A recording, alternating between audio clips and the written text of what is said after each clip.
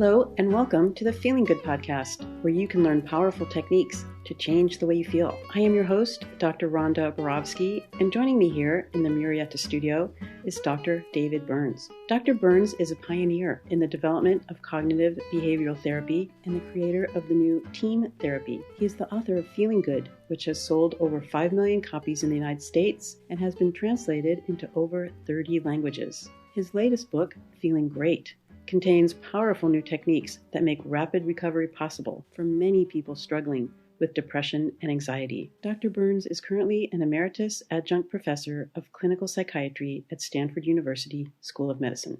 Hello, Rhonda?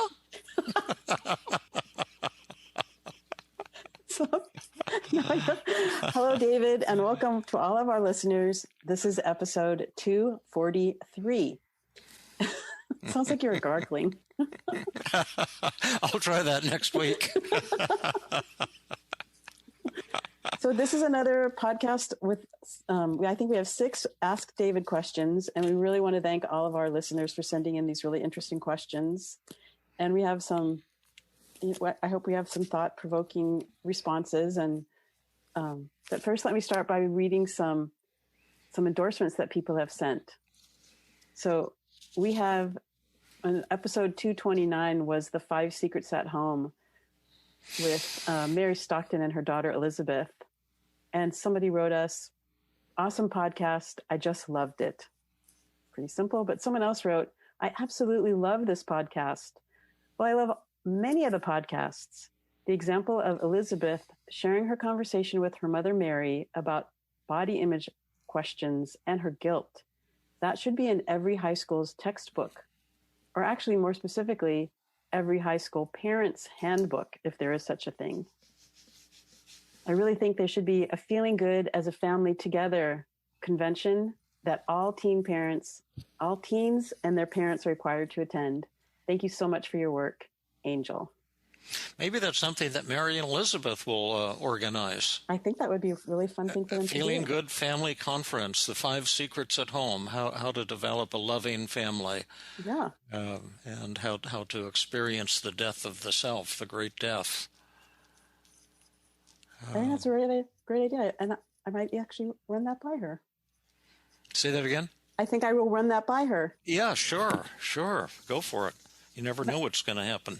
And let me just read one more. Sure. Because we got so many emails about anger in marriage, the 5 Secrets Revisited, which was podcast 235. Yeah, with Brian Wright and his Brian Wright, an awesome guy with a dance studio in Long Beach, and he teaches kids and adults breakdancing. Yeah. And what a cool guy. Yeah.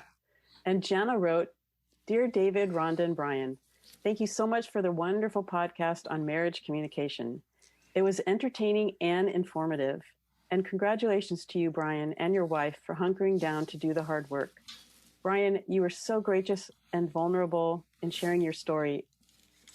But the 3 of you made me laugh on the sunny Monday in Lincoln, Nebraska. I have the book Feeling Good Together under my bed, and I may have to take it out and revisit it. Thanks for all you do, Jana.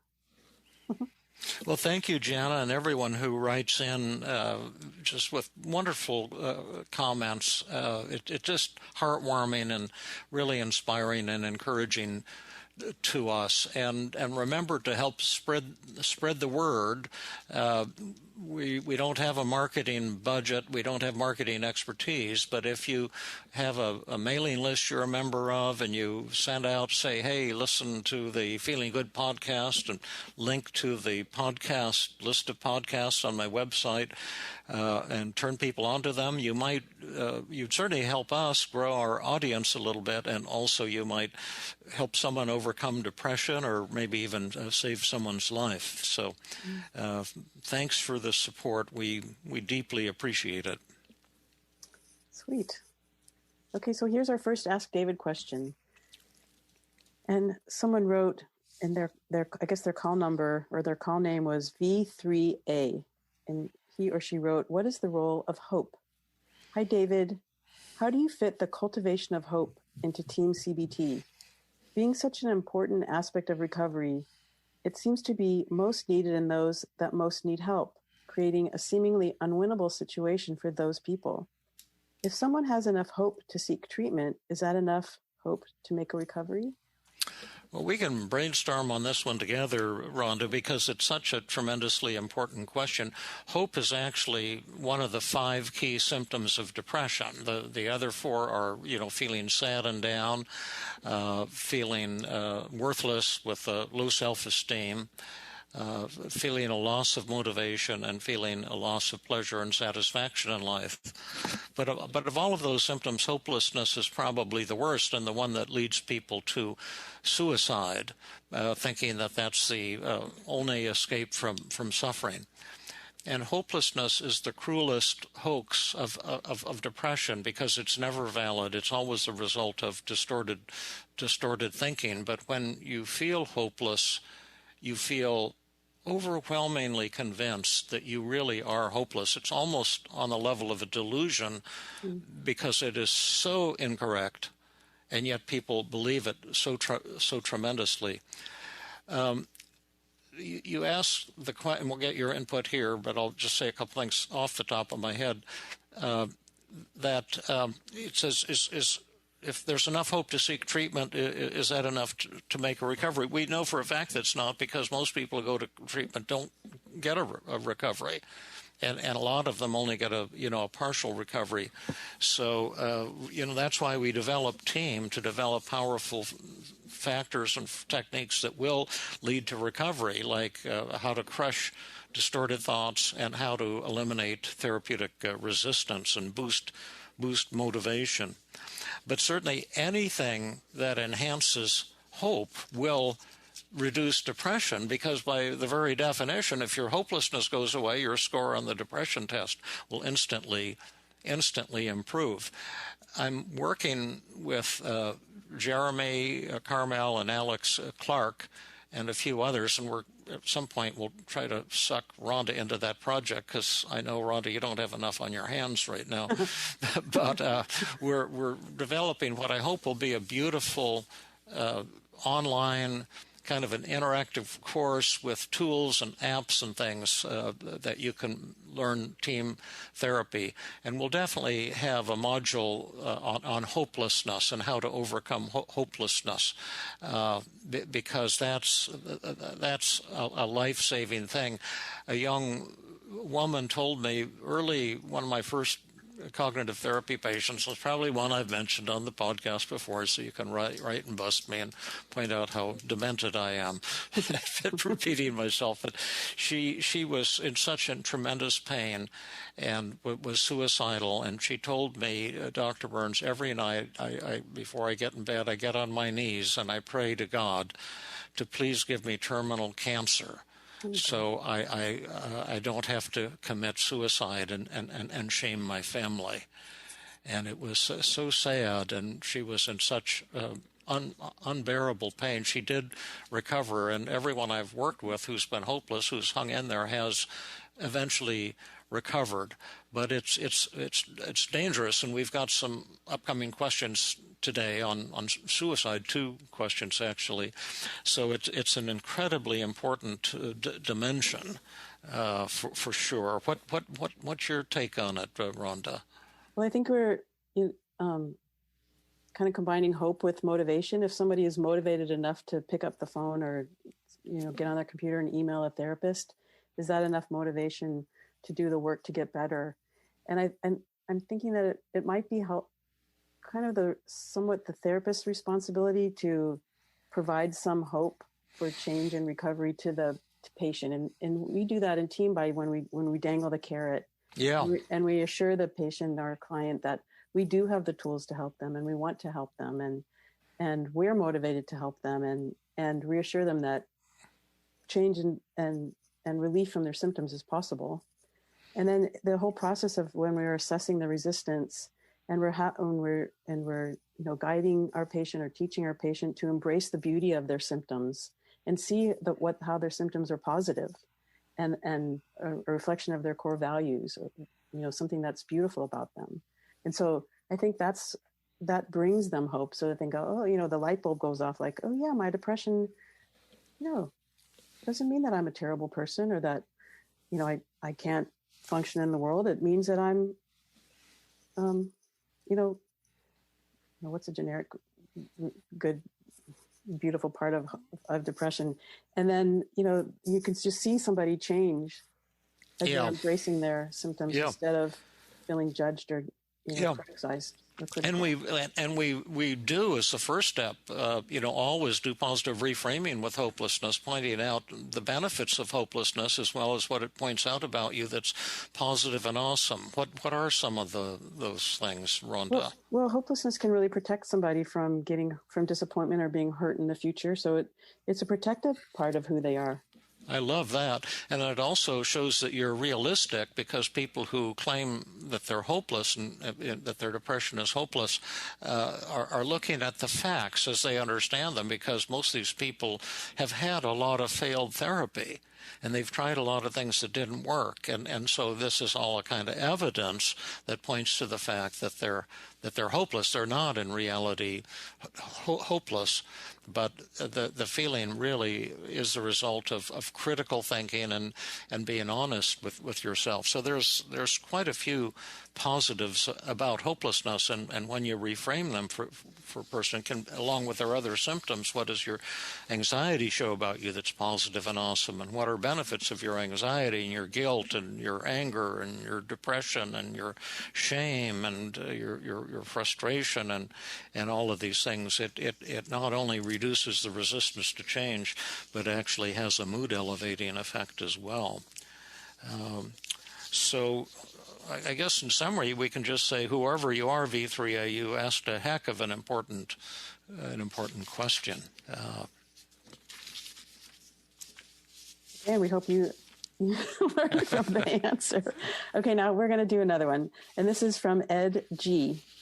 And by the way, Ed G has sent us an abundance of kind and complimentary emails. He's a health scientist and a very thoughtful guy. He's also in Brandon's Feeling Great book club, and apparently he's loving it. Good, as he should, because Brandon is an awesome teacher. Yes, he is. So he wrote, I just listened to podcast 25 on how to relate to a patient you dislike. It was very useful. What about the opposite situation? How do you deal with the patient who may have a hidden agenda, like coming to you in order to avoid a legal problem, or because he or she was ordered by an employer or ordered by the courts? Well, I actually have vignettes on two patients who, didn't like me at the initial evaluation. One was this very overweight fellow who was arrested for arson, and he was burning down Jewish homes and synagogues. Ooh. And he told the judge that, he was doing it in order to be a hero, so that he could save, Jewish people. Oh. And also told the judge that he was depressed, and he got the judge to, send him to me for treatment. I guess he was trying to stay out of jail. And it was very clear that the guy was kind of a con artist, and at the initial evaluation, I told him that according to my assessment, you're kind of sociopathic, and you didn't set those fires because you love Jewish people. You did it because you're anti-Semitic and you hate Jewish people, and I think you're just trying to get out of prison. But wait, that's the opposite of the 5 secrets. That's pretty confrontive. Well, I use actually 11 secrets. I just don't reveal the best ones to others. Okay. And I said, so usually I force my patients to do psychotherapy homework, 30 minutes a day. But in your case, I think you're very disturbed. And to have any help of being hope at all, you'd have to come for double sessions, and you'd have to do 2 hours a day of psychotherapy homework. In addition, I don't trust you, so you'd have to give me, I was charging $150 an hour. I said, you'd have to put $300 cash in an envelope and give it to me. So if you ever don't show up for a session, I'll be paid ahead of time, and I can just make phone calls and catch up on things. And that's the way I work. And I said, I'm very demanding, and I think it'd be poor judgment for you to work with me, because I have all kinds of colleagues who are pushovers. And they won't force you to do homework. They won't work your ass off. You'll be able to con them and fool them really easily. And now here's the thing. I don't know why, but I'm a little sociopathic myself, so I find myself liking you. Oh. And so I kind of hope you'll work with me, because I would just love to work with you, but I'm going to work your ass off, and so this is a good opportunity for you to just say thank you, doctor, and I can even give you the names of the therapists who are pushovers. And he said, no, you're the one I want to work with. And it was so great, and we worked together really well. He brought his $300. He did 2 hours of homework every day. What? Yeah, he did exactly what I told him to do. But I made him accountable. And this is like our podcast on the gentle ultimatum. But this is not simple to do, because I was able to rip him to shreds at the same time telling him I really liked him. And he sensed that I was genuine. He knew that I did really like him. And that's what made it work. And that's why team therapy. But why did you like him? I don't know. I'm kind of, a sick puppy, and he's a sick puppy, and we sick puppies kind of get along together. It's hard to explain, but I like most people. And often the more bizarre the person is, the more I end up liking them.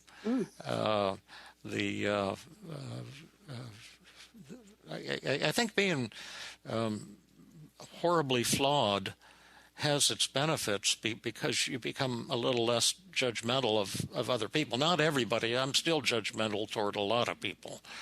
But a lot of people, I don't judge them so much. And we were just talking about motivation and hope.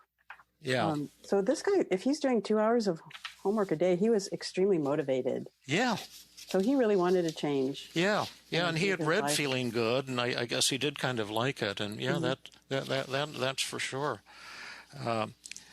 But anyway, that's the general approach, is making people accountable. And my wife, Melanie, and you probably doing forensic work have feelings about this too, but Melanie worked at the Kaiser Santa Clara substance abuse program for quite a while. She's a clinical psychologist like yourself, and she preferred it to the intensive outpatient clinic because she preferred working with sociopaths to depressives, because she said they're flashier and more interesting. But she also said it's all their patients are like court ordered and employer ordered, and so they just make them super accountable. They say this is what you have to do to comply with this alcoholism or whatever substance abuse program. And if you do it, we'll do great. And if you don't, we're just going to kick you out of the program. And it's just a simple black and white thing. So she said, in a way, it's easier to work with court-ordered individuals. So I don't know. Do you have any additional forensic? Well, when I was the director of a treatment program for sex offenders, they were all court-ordered as part of their adjudication process, but they always had something else. Like there were two options. They could come into this program and be held accountable and do all the work, or they could go to jail or go to, a different, more restrictive environment. And so, it was their choice. You don't have to come. You could do this other. Yeah. And actually some people did say, I'd rather go to jail than sit in this program and do all this work. And that was their option. Yeah.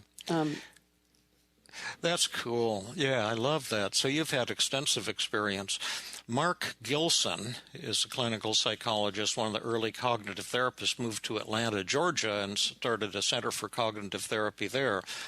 And one of his colleagues, who was a co-author on the first big cognitive therapy research paper that was published, the multi-million-dollar National Institute of Mental Health study. John was his first name. I'm trying to think of his last name.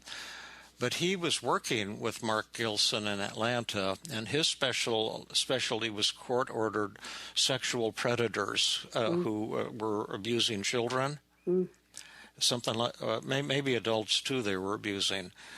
And his co-therapist in that group was a lie detector specialist. And so once a month they would have to take a lie detector test as a part of the treatment. And Mark Gilson told me this was the most successful program in their clinic there in Atlanta. That it just prospered, and I guess they got good results from this group, and the group just loved it.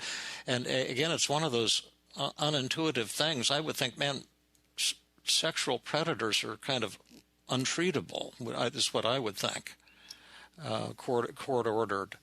But apparently it was an incredibly robust and effective group. That's interesting. In my work in family court, I'm often telling people information that they don't want to hear, like they're not going to get the custody arrangement that they want, or something to do with their children, that they're not going to get what it is that they want. And, since learning TEAM, I'd say half of the patients before I learned TEAM didn't like me.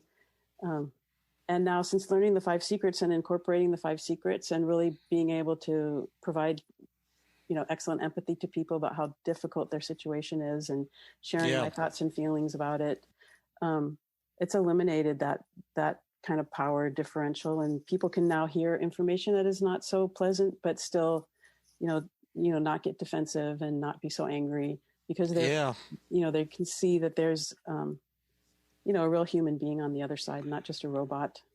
Yeah, and even somebody who ordinarily you judge and dislike and think that's a bad person, and then you treat them with respect. Jeremy Carmel told me this Buddhist story, and maybe it's kind of corny, but I really liked it. That this fellow in India, there was this horrible murderer, rapist, kind of torturer guy going around this village killing people, and he broke into the home and killed his parents right in front of him. Oh, no. And then got away, and the police never caught him. And so this kid grew up with tremendous hatred and made it the purpose of his life to find and kill this man. And he searched and couldn't find him, was kept kind of track him down, and finally somebody said, we know where he's at, and he's working on this mountainside near this village, and he's building a tunnel or something through this edge of this mountain. So he went out there, this kid, and he's probably now 35 years old or something like that, and went and confronted this fellow, and said, I'm here to kill you, and I'm going to kill you today. And the fellow says, well, you have every right to kill me, but I'm wondering if we could make a deal. And I'm trying to build this tunnel through this mountain so children from this village can get to the school, because now they can't get any schooling. And if you'd just be willing to help me finish the tunnel, then when we're done, you can kill me at the other end, and I won't put up any resistance. And so the kid started helping this fellow, and it took them months of incredibly hard work to complete this tunnel. And then they got to the other side, and the fellow said, okay, you can, thank you for helping me, and I deserve to be killed, and you can kill me now, and I won't put up any resistance. And then the boy said to him, well, why would I want to kill my best friend in the whole world? So it's just that thing, how we get into labeling people. And there's evil in all of us, and tremendous evil in some people that act that out. But as you just pointed out a few moments ago, when you treat someone with respect, it can often cause pretty dramatic results. And that doesn't mean you have to give up your values or give in or any baloney like that. But I think you make a much bigger impact on people when you treat them with respect. But it's so easy to get into that nasty, angry mindset of doing battle with people. It's a tremendous addiction. It is. Okay, well, thank you, Ed, for asking that question. And now I have 2 questions on suicide. And this is from a listener, Preetika. And she wrote, recently a client said she felt suicidal, and that made me feel suicidal about how anything untoward happening on my watch. I was scared stiff. Can you please do a podcast on therapist fears and dilemmas? Yeah. Again, we can brainstorm on this one together, and I think I advise this listener to search suicide on my podcast. A lot of times people write in about things that we've had 2 or 3 podcasts on already. So I say use the search function. There's a magnifying glass. You click there, and you just type in suicide or suicide prevention or OCD or anything you want, and you'll find a wealth of beautiful links will come up immediately for you. But I think that the first thing that I would say here is when someone is suicidal, that you want to do a suicide interview. And there's one in my therapist toolkit, as well as one in the easy diagnostic system at the end, and find out if you can trust that person and if you think they're actively suicidal. And I ask patients to convince me, if they want to work with me, that they'll never make a suicide attempt for the rest of their life, no matter what. And if they make that commitment, I'll work with them. And if they won't make that commitment, then I'm not a safe therapist for them. And some of them get pissed off and fire me, excuse the language, because they say, I'm not going to give up my right to commit suicide. I say, God bless you. I support you. You don't have to give up that right. But as long as you keep that right on the table, then my tools will not work for you. I do have the tools to cure you, to transform you from depression and despair to joy, and from hostile relationships to loving ones. But the price is stiff. And maybe you can't afford me, because the price would be giving up making an irreversible commitment. Otherwise, it's just not going to be safe for me to work with you. Now, all therapists won't do that, and I would say most therapists won't make a patient accountable in that way. But that's what works for me. And I would just say that this is the dark side of our profession. The idea of a patient committing suicide or threatening suicide freaks me out too. And even though I'm not in practice, on 4 times I've had to call the Los Altos police to the house.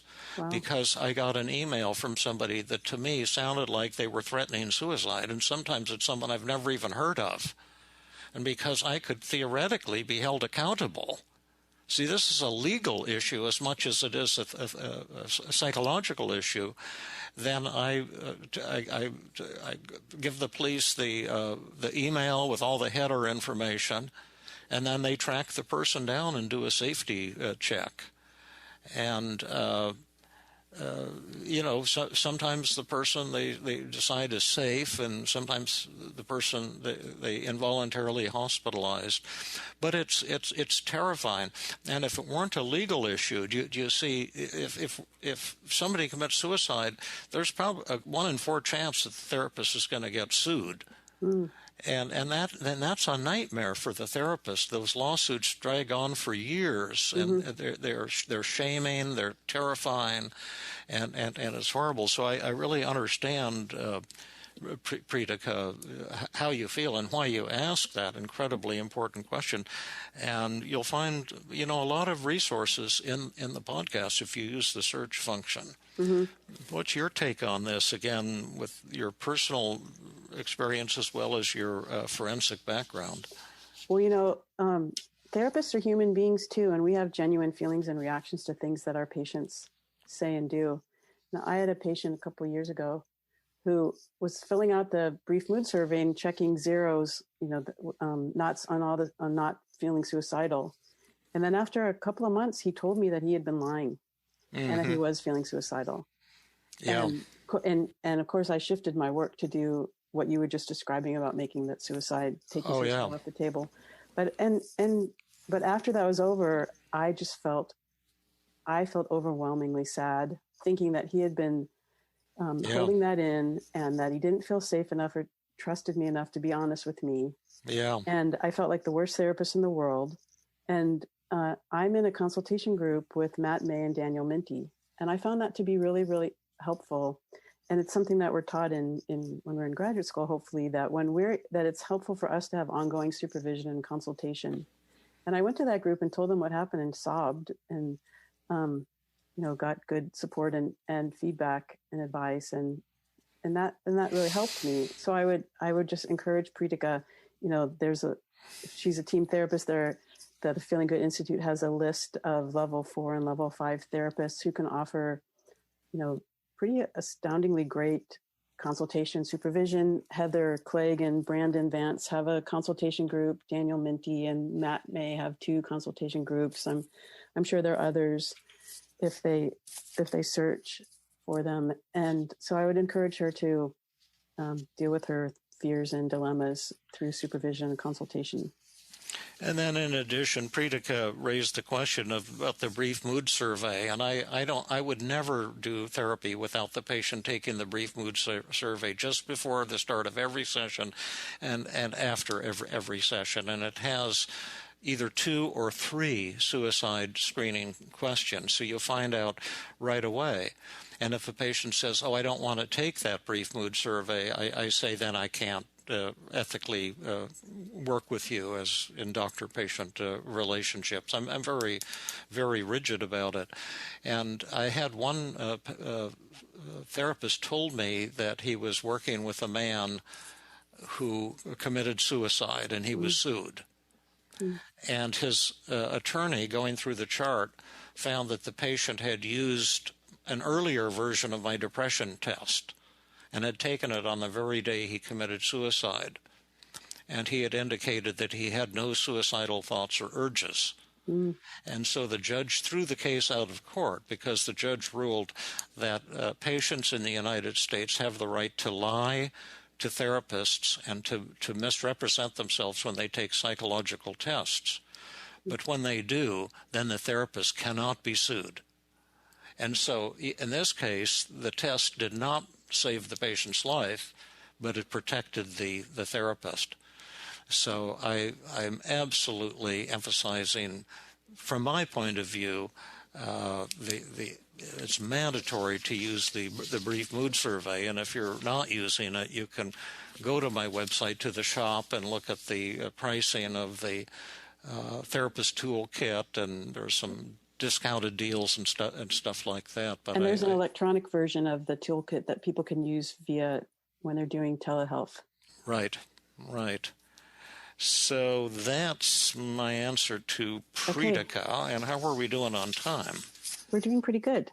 Okay. So let's do Dale's, which is a follow-up on suicide. And he asked you, how would you do positive reframing with someone who is suicidal? Would you suggest that it says they have a strong self-awareness of the severity of their hopelessness that protects them from more disappointments? Or perhaps their suicidal thoughts are a wake-up call or a message from their awareness of some kind? Thank you for replying. All the best, Dale. Yeah. Well, I think we've answered this. Covered it all already. Yeah, the suicide is both a psychological issue and a legal issue, and I recommend defensive driving for therapists, just like we learned in high school how to avoid an accident. They taught us if you get an accident, it's always your fault, no matter what, because if you're driving defensively, you can avoid an accident. And I recommend that too in the treatment of suicidal patients, to screen them carefully every single session and do that 3-page suicide interview. And personally, I will not work with a actively suicidal patient in my practice, which is voluntary outpatient therapy. Now, maybe they need to be in intensive outpatient therapy or in a hospital. I'm not saying they don't need treatment, but as a voluntary, 1 session a week or however often you see your patients, it's just not safe to be treating somebody who is playing the suicide card. And I would treat all these suicidal patients if it weren't for the laws that they can hold me accountable. So well, I don't think that's true, because if somebody was suicidal, you would really worry about them.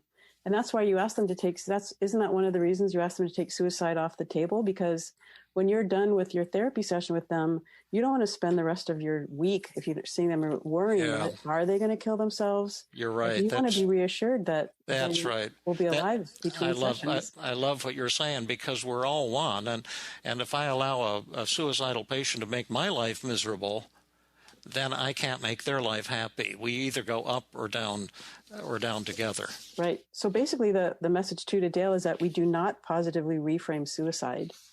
We just discussed we could positively reframe hopelessness or depression or sadness, but not suicide. Yeah. Yeah, I love it. All right. Here's our next one. From Miho? From Miho. Okay, first of all, thank you, Dr. Burns and Rhonda, so much for providing us with a great podcast. It has helped me tremendously, and it is great to hear both of your voices. Your book, Dr. Burns, Feeling Great, is amazing as well, and I just can't find enough words to express my gratitude for all that you do. I have been told repeatedly that I need to save myself for marriage. Thus, this has been my core belief when I'm dating. Although it has never bothered me before, now that I'm in my late 20s, it seems I have heightened anxiety and misaligned expectations when dating, as literally no one around me thinks this way, and I've been told I do not look like I'm inexperienced. May I know which would be the best tool for combating other people's opinions when it really does seem that their opinion is the truth of the world? Well, wow, there's just so many ways to answer this one. Part of it is that we all have our own value systems, and there's no one correct way to be. My own experience, as a minister's son, was I think I was brought up in a kind of a repressive household around sexual issues, and I remember, like in 7th grade, going to these parties, and they'd be playing spin the bottle and practicing kissing. Mm-hmm. And my mother told me that I shouldn't kiss other girls, that was kind of anti-religious. And I think in Lutheranism, ever since the 1850s, there's been kind of this aspect of it where anything pleasurable is sinful. Oh. And I don't think those messages of demonizing sexuality, personally, I don't see them as terribly helpful, or more as hurtful and repressive. But at the same time, from Miho, if you want to save yourself sexually for the man you marry, that's your absolute right to do that. And then the way you would handle it would have to do with a daily mood log. If you think that people are disapproving of you, to talk back to those thoughts, as well as to use the relationship journal and the book Feeling Good Together in the way that you discuss that with man, and what would be a skillful way to have that conversation. So there's several aspects to the question, and but there's one really phenomenal answer that Rhonda will now provide. Well, I think if she could work on the app that you're using, or if she could work with a team therapist and do the wonderful things that you've just described, and eventually get to the place where she could do like the feared fantasy technique, where if she's imagining that someone is judging her, they probably are, but the therapist exaggerates the judgment so that she can see how ridiculous it is that people have judgments about her, because I'm sure there are a lot of people in the world that think the way that she does, and that's right. Core belief system is really beautiful and honorable. Yeah, that's right. Should we demonstrate that feared fantasy? Okay.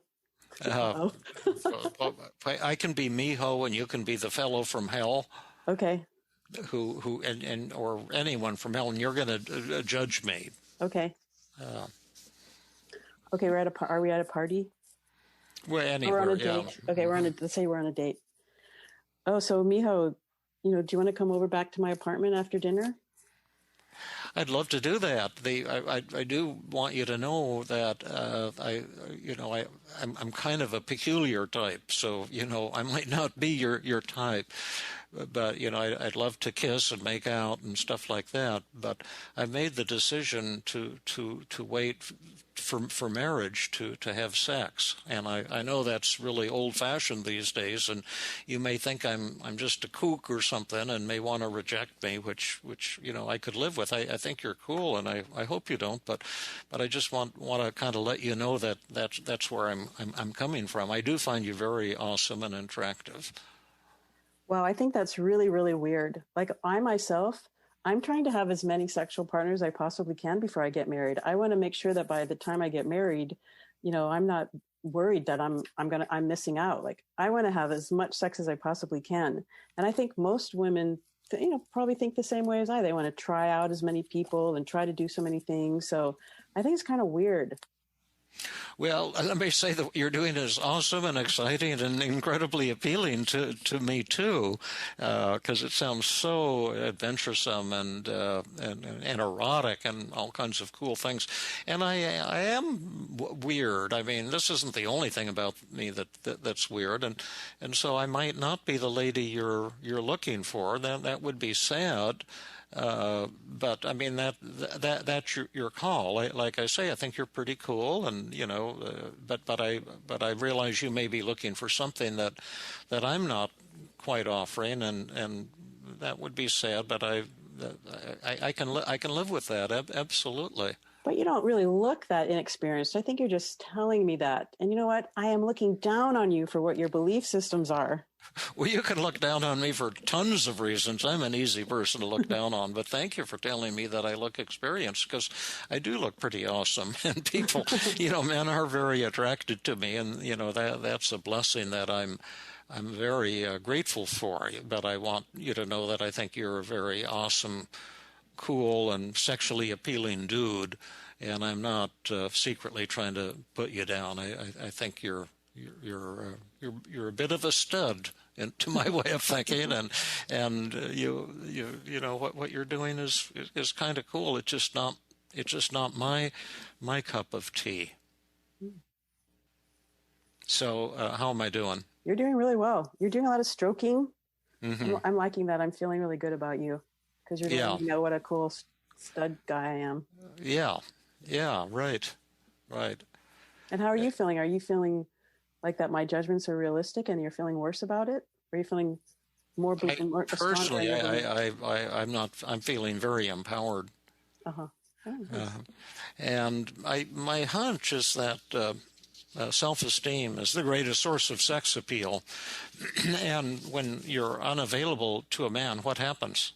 They want you even more. Yeah, exactly. So it's not only philosophically sound from a Buddhist tradition, from a Christian tradition, from a Jewish tradition, from an Islamic tradition, but in addition, it's shrewd dating strategy. Yes. Good. So I don't know if that's helpful, but I would say go for it, Miho, and thank you so much for trusting us with this very personal issue. I recently was doing a live demonstration in a workshop, and the woman who volunteered had been hiding something, and she decided to reveal it in the workshop, and she said that she was 49 years old and a virgin. Mm. And she'd been hiding this out of shame from everyone, and we just had the most fantastic live therapy session. I can't play it for reasons of family issues there that came up, but it was really inspiring, and it just made the day. Everyone felt so close to her to have revealed this, and she thought that people would be rejecting her, for this issue. And for her, I don't know if it was a religious issue or anything like that. It's just something that happened to be the case. And she was the most delightful person to work with, and now she's working on dating, and she's reading my book, Intimate Connections. And so it's just a lot of us have sexual things that we kind of hide from others, and things that we think aren't normal or in the mainstream. And sometimes when you open up and share your vulnerabilities, many people will feel way closer to you and respect you more. Not everybody, but if somebody wants to judge you, let them judge away. Mm-hmm. Good. Okay, so we have time for one more, and this is from Robyn. And she wrote, "Dear David and Rhonda, thank you so much for your calming, effective, and often laugh out loud funny podcasts filled with a generosity of wisdom. I deeply appreciate them and recommend them to others. They have helped shape my view of cognitive behavioral therapy into something far more empathic and human. I would very much like to hear how you would prefer to treat patients suffering from obsessive compulsive disorder with moral religious scrupulosity. I understand that exposure with response prevention is considered the standard treatment, but I don't understand how this would work with fears about things that are unethical or immoral. For example, a deeply law-abiding person who is afraid of accidentally breaking the law. Was I speeding? Somebody who needs to check that a police camera, what if I was doing something illegal, I didn't realize it? Or a very kind person who goes out of their way not to kill anything due to fear of consequences in the afterlife. A thought, did I just step on an ant? I better check the sole of my shoes in case I did. I don't want to wash my hands in case it kills skin mites. And would it change anything in your approach if the patient was someone who had negative experiences with the law through no fault of their own, for example, validating their fears, which validated their fears, or who had a sincere belief that they should pray to be forgiven or purified for their sins, which might be a coping behavior that isn't negative in itself? How do we even go about creating a willingness in the patient to see these behaviors as problematic? Why don't we stop here? Yes, I'm going to. And discuss, and I'll give you the first shot of it. I think the answer to this one is pretty obvious, but I want to thank Robyn for sharing that very personal and very, very excellent question. So why don't you give us your take on it, and then I'll add my own 2 cents worth. Well, I don't think I would treat this patient any differently than I would treat any other patient, and go through the entire, team model of, dangling the carrot and offering them, the opportunity and the options for change, and, giving them the option that there's probably good reasons that they don't want to change, and working on their motivation and seeing if they want to do the work. And then, having them fill out daily mood log, their feelings related to their feelings and the thoughts that push their feelings, and see what the beauty is in all of these thoughts, and how these thoughts are actually supportive of them and reflect beautiful things about them, like we had said before, or speak to their core values. Well, that's beautiful, yeah. And then that's outcome resistance, melting away outcome resistance. And what are we going to do about the process resistance?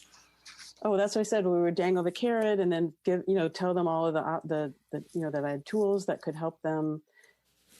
I feel confident that I had tools that could help them, but I would understand that they may not want to change, and then that they may not want to do the things that they might need to do. Yeah, exactly. She says, how do you, the therapist, go about creating willingness in the patient? I don't. Mm-hmm. Do you see? That's what all therapists do, and that's why all therapy fails with these kinds of, or mostly fails with these kind of patients, or any patients, is trying to sell patients on something. But I would simply say that I would use 25 techniques in treating one of your negative thoughts.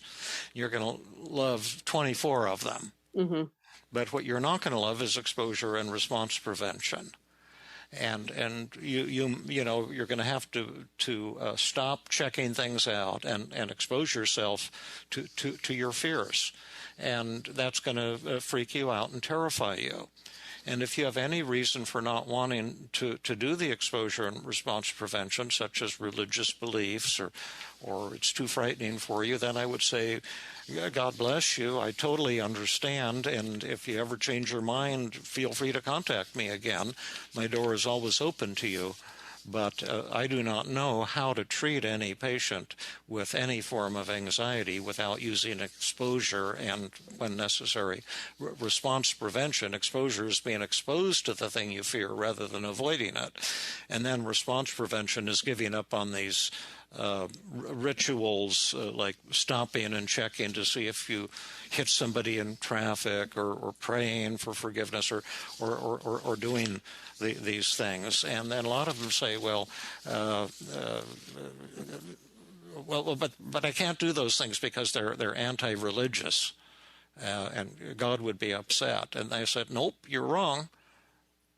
He came to me in a vision and he said, tell patients like you that you're just fooling yourself. That God is all in favor of exposure and response prevention.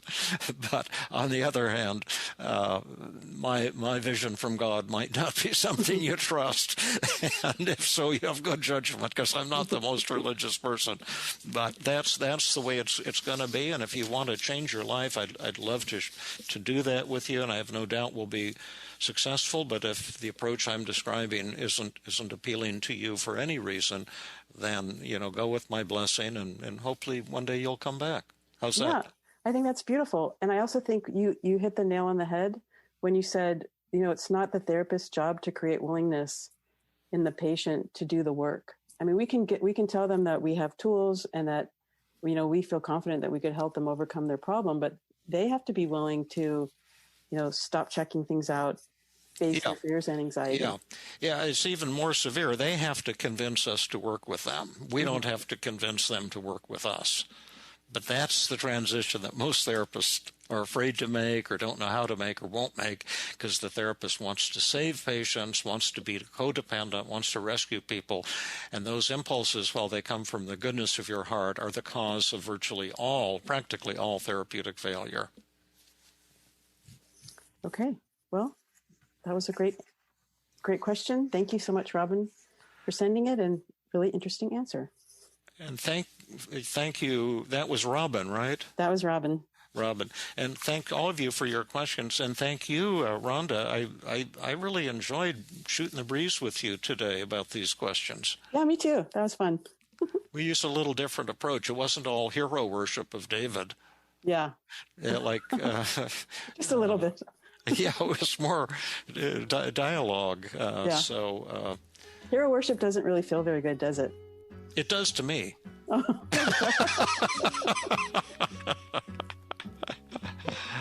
So until next time. Okay, until next time, everyone. Thank you. Thank you. Bye-bye. Bye. This has been another episode of the Feeling Good podcast. For more information, visit Dr. Burns' website at feelinggood.com, where you will find the show notes under the podcast page. You will also find archives of previous episodes and many resources for therapists and non-therapists. We welcome your comments and questions. If you want to support the show, please share the podcast with people who might benefit from it. You could also go to iTunes and leave a 5-star rating. I am your host, Rhonda Borowski, the director of the Feeling Great Therapy Center. We hope you enjoyed this episode.